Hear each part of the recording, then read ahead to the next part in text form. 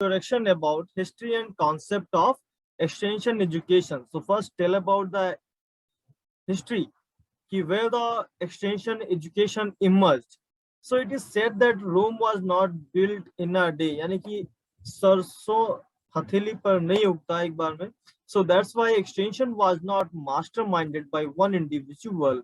Rather, it evolved through hard work of extension professionals around the world over more than a century. तो इसको कई सदियों में develop किया गया. किसी एक व्यक्ति का, एक मास्टरमाइंड का काम नहीं है. इसके लिए भी हर किसी को अलग अलग मेहनत करनी पड़ी है और कई प्रोफेशनल्स के द्वारा ये कई सदियों में जाकर के एक बहुत बड़ा कॉन्सेप्ट बन करके उभरा है. So is there the history of agriculture extension is intimately related to the development in technology. The need for extension was felt in Europe and North America during the 18th century in the wake of industrial development. To take advantage of science and technology to the doorsteps of the farmers, agriculture societies were formed, and the first society is said to be established in Scotland in 1728 for the spread of knowledge of agriculture through lectures and publications.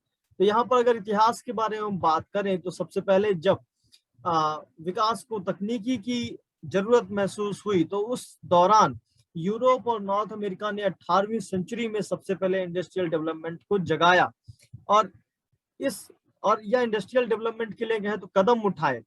तो इसका फायदा यानी कि technologies का और industries का फायदा farmer तक कैसे पहुंचे, फार्मर को कैसे दिया जाए, तो इन चीजों के लिए सबसे पहली सोसाइटी स्कॉटलैंड में स्टेब्लिश हुई 1728 में, जिसका मुख्य काम था कि कृषि के बारे में तकनीकी ज्ञान जो है वो अपने लेक्चर्स के माध्यम से या फिर पब्लिकेशन के माध्यम से किसानों तक, फार्मर तक या उनके दूर तक पहुंचाया जाए. The roots of extension education, however, can be traced back to 1840 when the term university extension was first used in Britain to take the knowledge to doorsteps of common people. सबसे पहले अगर एक्सटेंशन या extension education में जो term use हुई, university extension की term use हुई कि कॉमन पीपल तक यानी कि दूर स्टेप तक लोगों तक पहुंचाने के लिए सबसे पहले ब्रिटेन में टर्म यूज हुई जो कि यूनिवर्सिटी एक्सटेंशन के नाम से जानी गई. The first practical steps were taken in 1867 to 1608. So when James Stewart, fellow of Trinity College, England, gave lectures to Women's Association and Working Men's Club. James Stewart is called as the father of university extension. तो जहां पर university extension सबसे पहले 1840 में use किया गया doorstep people के लिए, पीपल के दरवाजों तक ज्ञान को पहुंचाने के लिए, जानकारी को पहुंचाने के लिए. इसमें एक सबसे प्रायोगिक जो कदम रहा वो 1867 और 68 में लिया गया जेम्स स्टुअर्ट के द्वारा, है ना,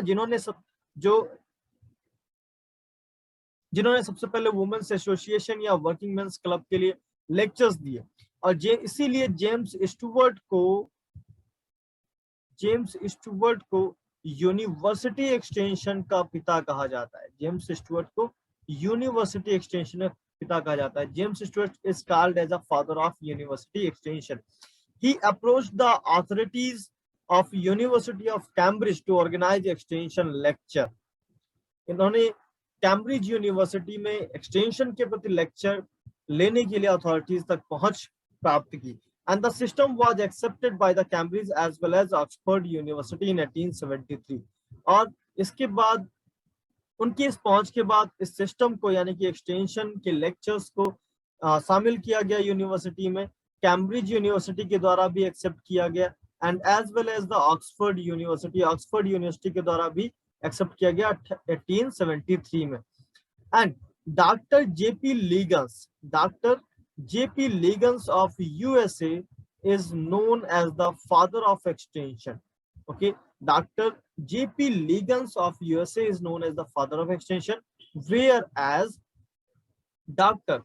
K.N. Singh is known as father of extension in Indian context. तो यहाँ पर हमेशा ध्यान रखने वाली बात यह है कि जेपी लेगन्स जो कि यूएसए के थे, इनको फादर ऑफ एक्सटेंशन कहा जाता है। और इंडिया के अंदर यानी कि इंडियन एक्सटेंशन के फादर कहा जाता है डॉक्टर के एन सिंह को। और यूनिवर्सिटी एक्सटेंशन के फादर के रूप में जाना जाता है जेम्स स्टुअर्ट को। तो कई जगह आप father of word extension, father of extension in word आप सर्च करेंगे, आपको जेम्स स्टुअर्ट मिलते हैं। लेकिन हमेशा ध्यान रखना यूनिवर्सिटी एक्सटेंशन के पिता है जेम्स स्टुअर्ट, जिन्होंने सबसे पहले इस चीज के लिए पहल की थी। और इसके बाद पिता जो कहा जाता है वो डॉक्टर जेपी लेगन्स को कहा जाता है। और इंडिया के अंदर जो फादर जाना जाता है वो डॉक्टर के एन सिंह को जाना जाता है।